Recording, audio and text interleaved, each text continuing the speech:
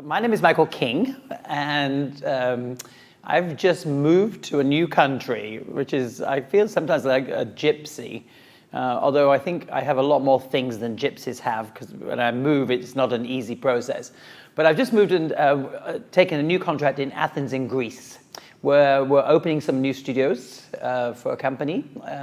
This company's had mat work very successfully, and we've gone in and we're opening some new equipment Pilates studios for Greece. It's interesting for me, Pilates in every country has got different approaches. And it really depends who started it in that country, and depending on what that person, the background of what that person was. Some countries are very equipment-based, and they don't have mat work at all. And some countries are completely the flip, where there's a lot of mat work and nobody knows what a reformer is. So it's very interesting. Greece has had Pilates for a long time. In fact, my original teacher, Alan Herdman, at the same time I was working with Alan way back in the early 80s. I can't even say it. I stuttered then when I said it. When I was working with Alan in the early 80s, there was a wonderful teacher, Frances, who was working along with us, and she moved, met a Greek guy and moved and opened a Pilates studio. So Pilates has been in Greece for a long time. For me, Pilates at the beginning didn't make sense. We had Pilates when Alan returned and Alan Herdman brought Pilates back to the UK.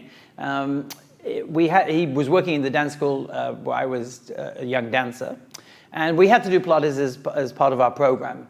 But we didn't really understand it. We knew it was good for us, but we didn't really understand what it was about. It was only really when I was injured as a dancer that I suddenly learnt what Pilates was. And I began teaching it with Alan. I worked in his studio.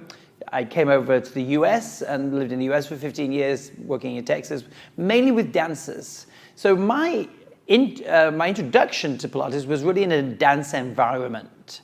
Everyone doing it was a dancer. And even when I was living in Texas with the Houston Ballet, we had all the dance company doing it. So I've always had two sides to my life, because I got very much into the aerobics because I loved it. I thought it was the best thing ever. Underneath that kind of exercise world, the base of my technique was always the Pilates. So the biggest joy to me was when really everything came together and everyone wanted to do it. Suddenly the fitness world wanted to do the Pilates. My dance world was still going on with the Pilates, and the two worlds came together. I think my approach to the technique is interesting because people sometimes look at me and want to categorize me. Sometimes people say what I do is not Pilates. Sometimes they say it's got nothing to do with Pilates, it's just movement sometimes.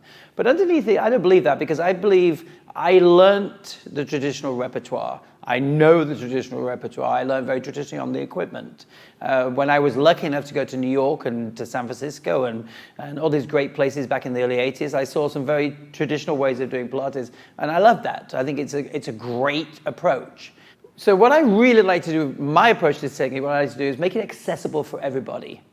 You know, my goal is to get everybody doing the movements as technically correct towards that classical approach, what we're calling today classical, but with the reality that if I've got a client come in the mid-60s or 70s who's never exercised, I want to make sure that when they leave my session, they feel great. They feel like they've done something really good for their body. And the person that taught me that was my first teacher, Alan Herdman. Alan always taught me the most important thing was the client and not the movements. So I kind of come from that aspect. I love what I do. I do it every day. In fact, most days and most weekends, I'm working, teaching Pilates to different people. Pilates for me is a way of keeping my body together.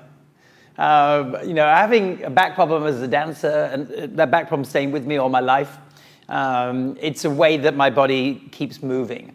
I know if I don't do my Pilates, that I have more problems with my body. And now I'm not in my 20s or 30s or 40s and in my mid-50s. I have to work harder to keep the body working. You know, people don't tell you that when you're younger. You know, they say, you think as you get older, you're going to be wiser and, you know, things are going to be very elegant and things like that. And it isn't that. You have to work hard to keep your body moving. And for me, the Pilates is a way of I do that. Of course, we need other things. You know, my passion is Pilates is a method to train your body to move. So movement, walking, running, spinning, climbing, golf, tennis, whatever you're doing, that's really important as well. And I get very nervous when people say to me, I just do Pilates, that's all I do. Because I think, well, that's not, for me, what it is. It really is a training technique, a maintenance technique to make you be able to do other things. So, as I say, I need to keep doing my Pilates. If I don't do my Pilates, I'm in trouble. Music has always been in my life. When I was a young boy, I was a choir boy singing in church. That was a long time ago. So I've always had music around me, and then dancing, of course, I always use music. Even if it was a set of drums that somebody was playing in the corner of the studio. There's always been music or sound around me. And actually, even in the Pilates studios back in the 80s, we had the radio playing. There was always music around what people were doing with movement.